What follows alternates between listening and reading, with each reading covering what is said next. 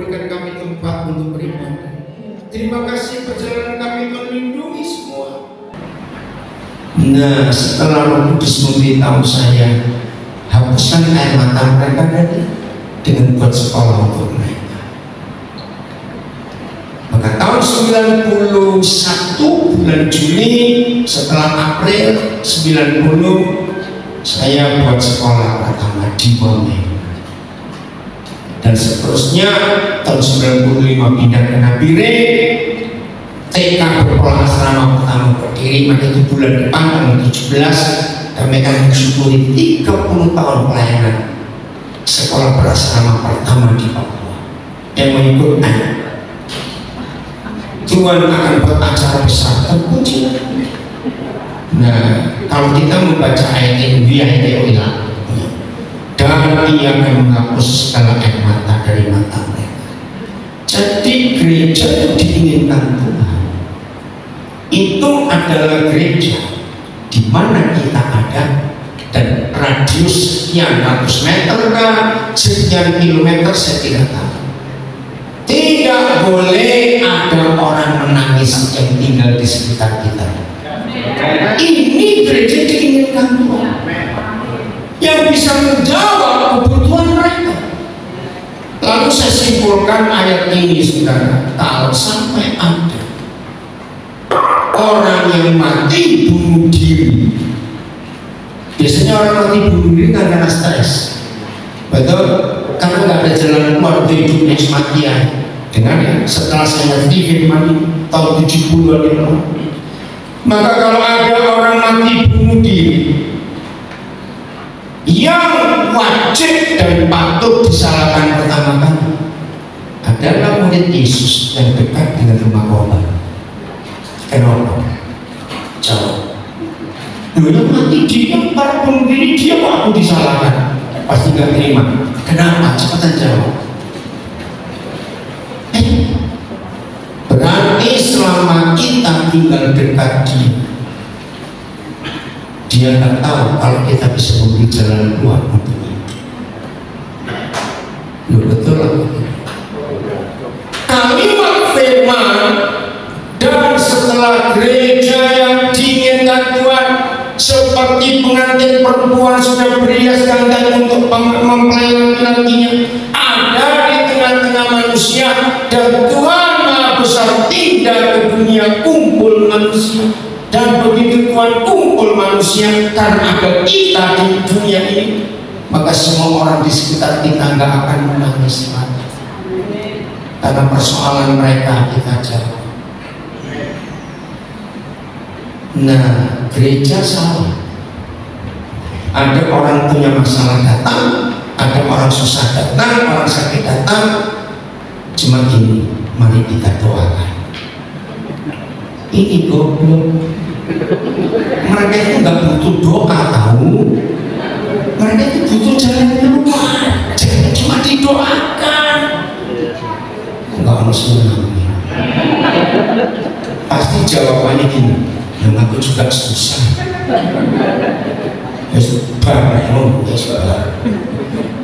Ayo kita berubah. Bagaimana cara kita menjawab doa mereka? Ini bagian terakhir untuk sesi 45 menit saya ajarkan terus. Lukas 11. Cepetan. Kalau ada Lukas 11, jujur saya tanya, ayat berapa yang jadi hafalan buat kita? Lukas 11. Cepat sebelum ditunjukkan di layar, saya akan ngomong dulu. Ayat Lukas 11 itu ayat berapa yang kalau saudara punya buku Alkitab pasti bukan isi stabilo tabel sekali. Ayat biro cepetan. Lukas 11 itu jangan lupa. Biro bukan bapak siapa ya? Ayo saya ya HP itu bisa kita, tapi ada pakai stabilo. Ayo Lukas 11 ayat biro yang jadi ayat mas untuk gereja 9. Kocok itu ada apa 9? Ayo baca. Mintalah maka akan diberikan kepadamu, carilah maka kamu akan mendapat, ketoklah maka pintu akan dibukakan bagimu. Nah, Juli 92 saya mendapat kewajiban ayat ini.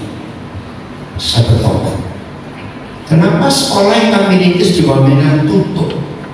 Dari kelas 2 nggak bisa naik kelas 3 sekolah. Waduh, stres. Bagaimana sekolah itu tutup? Karena nggak ada guru bisa mengajarkan anak Papua. Susah sekali. Nanti Roh Kudus bilang, renungkan Lukas 11:9. Maaf ya, saya langsung jawab, Tuhan saya sudah hafal. Hafal nggak ayat ini? Paling enak untuk ngerampok surga pakai ayat ini kok. Kok nggak amin, kok pura-pura.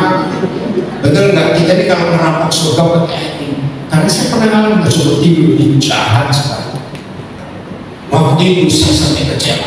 Saya buka, waktu itu belum ada HP, nggak ada Alkitabnya, masih pakai buku. Lukas 11:9. Saya duduk pakai tangan saya, Tuhan baca sendiri perjanjian. Aku sudah mau tiru jadi salah. Aku sudah minta nggak dapat, sudah cari nggak dapat, sudah ketok pintu nggak. Tiba-tiba dengan lembut ada suara. Daniel, kamu nggak perhatikan kalimat pertama. Maka itu tadi saya dengar dari sini, begitu Lukas 11:9 dibuka langsung minta mana. Ternyata kalimat pertama ini penyebabnya apa? Kalimat pertama oleh karena itu, stop. Apa arti kalimat oleh karena itu? Loh, cepetan. Kalau kita sebelum ngomong panjang didahului oleh karena itu baru ngomong, itu artinya apa? Ada sesuatu yang kita harus cari, baru kita bisa minta, diberi, cari dapat, tetap dibuka. Ya ampun, saya kaget. Sudah 9 tahun saya jadi hamba Tuhan. Tahun 92 itu saya sudah goblok. Tapi saya goblok gimana? Kok oleh karena itu saya abaikan. Lalu saya baca pelan-pelan. Oleh karena apa? Ayat 5. Cepat. Saya sudah lihat di meja belakang makanan kecil cemilan sudah disiapkan. Saya hitung ada 3 macam. Kalau saya masuk masih ditambahin empuk yang macam saya bisa minum. Ya, saya ingin sudah seger. Lalu katanya kepada mereka itu siapa? Murid-murid.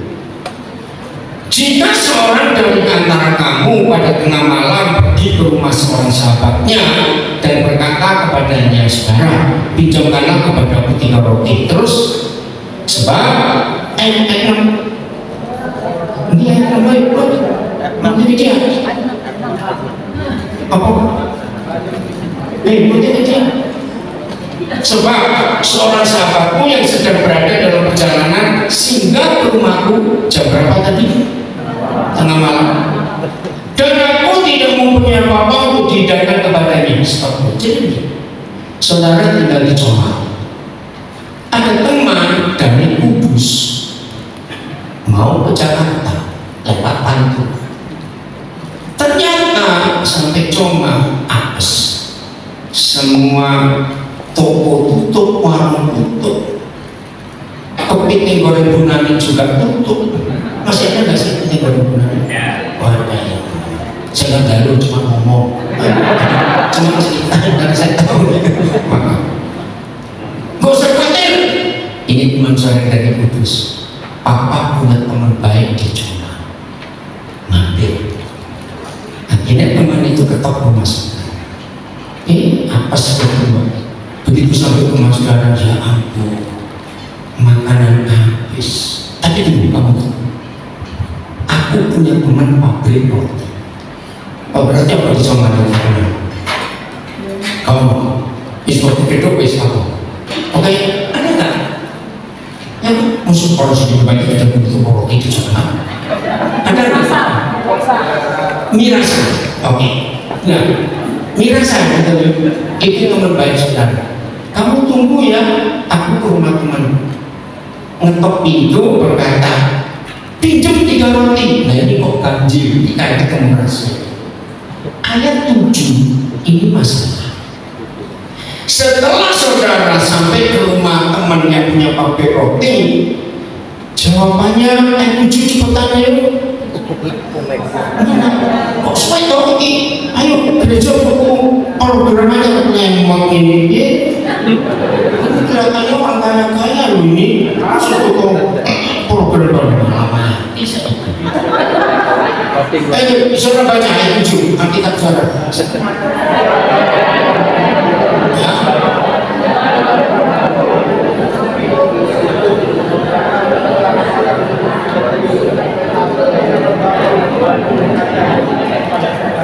Mati teman-teman. Ya, apes ketiga. Tahu apes pertama apa tadi? Lali belum 10 menit. Apes pertama sampai comal semua toko vakum tutup. Mampir ke rumah saudara. Apes kedua, nggak ada makanan apa-apa. Tapi saudara baik menolong teman yang tengah malam perjalanan ke rumah yang punya roti. Apes. Teman saudara berkata, ya kamu jam segini datang. Anakku istriku sudah tidur semua, pintu jendela sudah ditutup. Besok aja. Itu ayat 7. Ayat 8. Ayat 8. Aku berkata kepada siapa?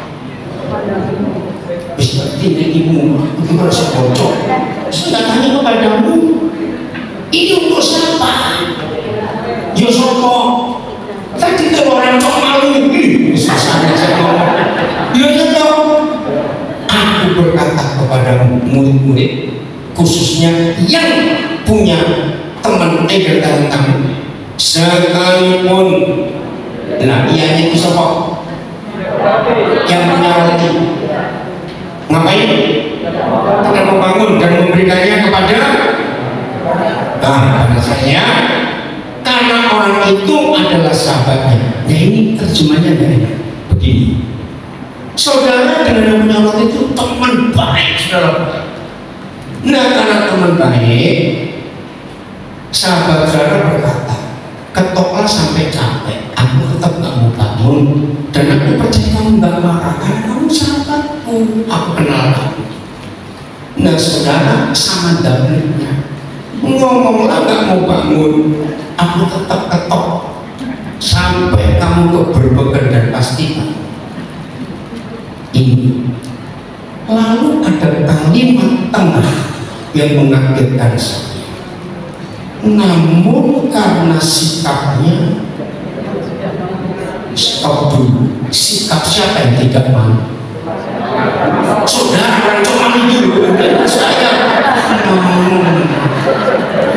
isnek belum sampai kontak dengan sosial umum. Saudara saya bertobat. Wih luar biasa. Karena sikap saudara tidak malu gedor-gedor rumah teman yang punya roti, maka ia hidup merintih. Maka ia cepat. Siapa ia? Ya sopo yang punya roti bangun juga memberikan kepada. Nah kepada saudara apa yang diperlukannya? Pinjam 3 roti baru 9. Oleh karena itu, oh salah. Ternyata tidak salah, nggak salah ini kita memperkosa ayat ini. Jadi ketika kita gereja sedang tidak punya apa-apa, tapi ada tetangga-tetangga yang sedang membutuhkan apa-apa, maka saudara dan saya harus datang ke rumah orang Bethlehem. Pasti punya roti.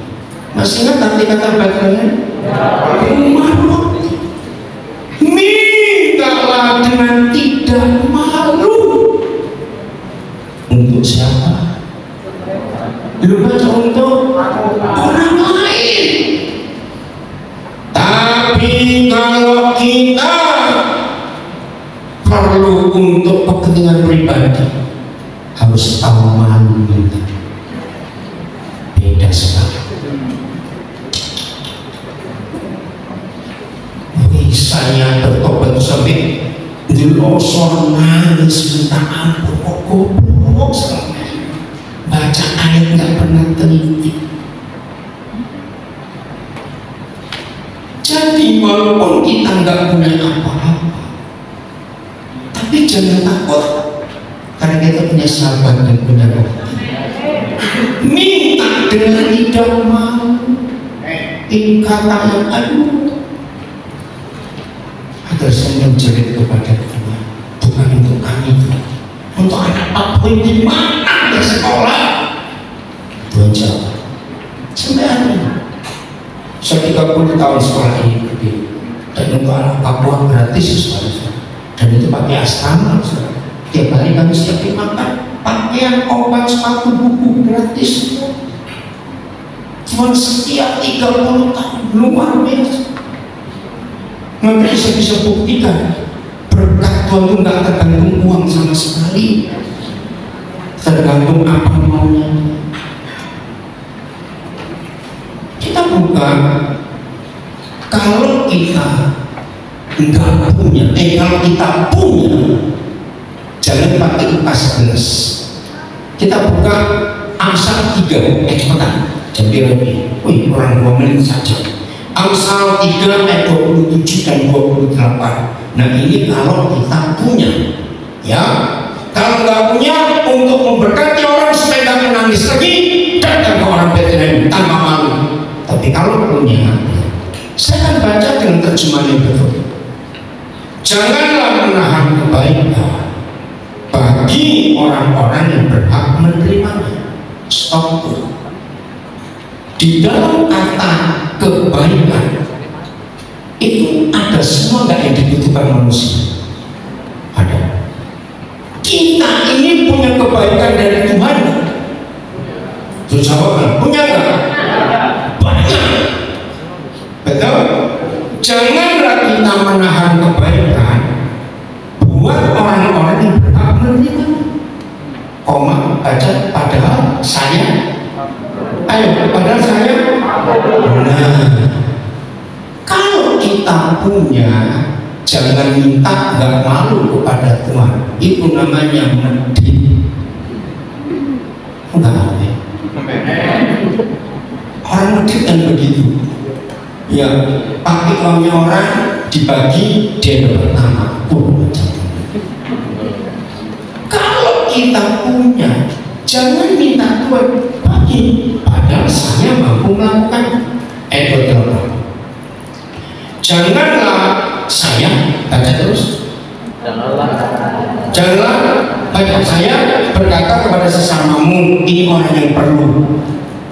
Ayo, pergilah dan belilah besok kamu beli. Sedangkan, wah ini kalau ayat kena orang Jawa, mati kelaparan orang itu. Besok kembali. Bukan besoknya orang Jawa itu dulunya tuh tidak orang Jawa kalau bilang besok itu nggak harus besok.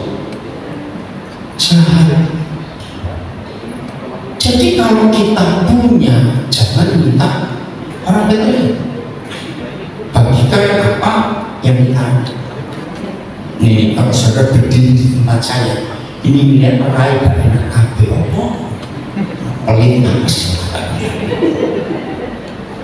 Betul, orang pelit kalau dengan khotbah ini langsung budek.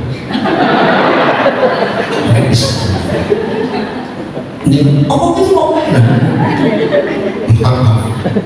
jadi gereja diinginkan Tuhan adalah gereja yang membuat orang-orang di sekitar kita nggak bisa nangis. Pertanyaan, kapan terakhir kali saudara ketemu orang nangis dan saudara duduk bersama dia dan tidak berkata, mari saya doakan? Apa sih? Setuju? Tolong, mereka nggak butuh doa.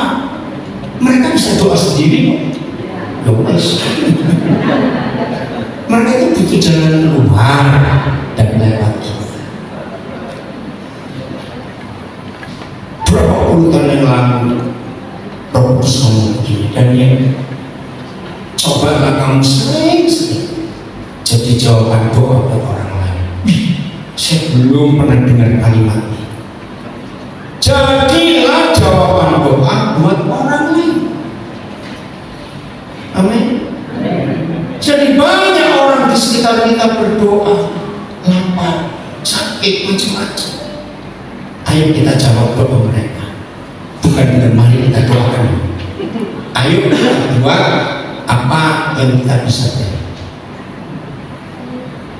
Orang datang kesulitan uang kontrak rumah, nggak bisa kita doakan. Ajak dulu, nggak langsung diberi uang jatah. Ajarin manajemen keuangan. Kenapa sih kamu kok bisa kesulitan uang ini? Biasanya orang kesulitan uang itu karena terlalu memenuhi yang diinginkan, bukan yang dibutuhkan. Betul atau salah? Bukan dia suka pinjam online, itu kurang ajar betul.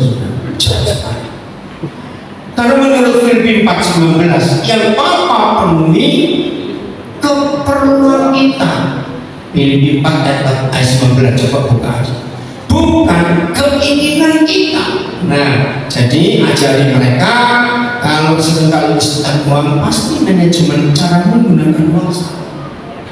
Nah, terus teliti. Begitu kalau orang datang pinjam uang, enggak, jangan diberi langsung. Ini pemalas biasanya. Dicek dulu untuk apa uang ini kamu pinjam. Ya toh, maaf loh, jangan tersinggung. Karena biasanya rata-rata kita pinjam sekali balik kok. Oh amin ya. Betul. Lebih baik usah dipinjami supaya tidak ada masalah. Ajari itu. Nah, baru yang ketiga, terserah Roh Kudus pimpin saudara sebagai gereja. Untuk apa? Saya seringkali setelah ngomong itu, saya berikan modal buat dia. Kamu aja. Diajari terus. Balik, modelnya balik pagi, terus diawas. Waktu itu saya punya tim banyak sekali untuk ngurus orang-orang. Termasuk kalau saya pelayanan ke penjara. Maaf, semua gereja pasti punya pelayanan penjara, tapi beda dengan saya. Gereja punya pelayanan penjara itu cuma khotbah, lalu bawa makanan, bawa apa ya, sabun mandi, semua enggak salah. Tapi kalau saya ke penjara, saya langsung minta data. Kalau ini penjara laki-laki, istrimu di mana, anakmu berapa, sekolah atau tidak. Nah, saya akan putus tim untuk ngecek ke daerah itu. Coba lihat suasana rumahnya bagaimana. Ini yang Tuhan cari. Enggak cuma khotbah untuk mereka, dan di rumah ditinggal itu gimana? Setuju ya? Tolong semua gereja mendengar ini melayani ini bawa pelayanan penjara. Jangan cuma mentang-mentang sebawa super misados, sabun mandi ini terus puas, enggak menyelesaikan masalah yang di rumah.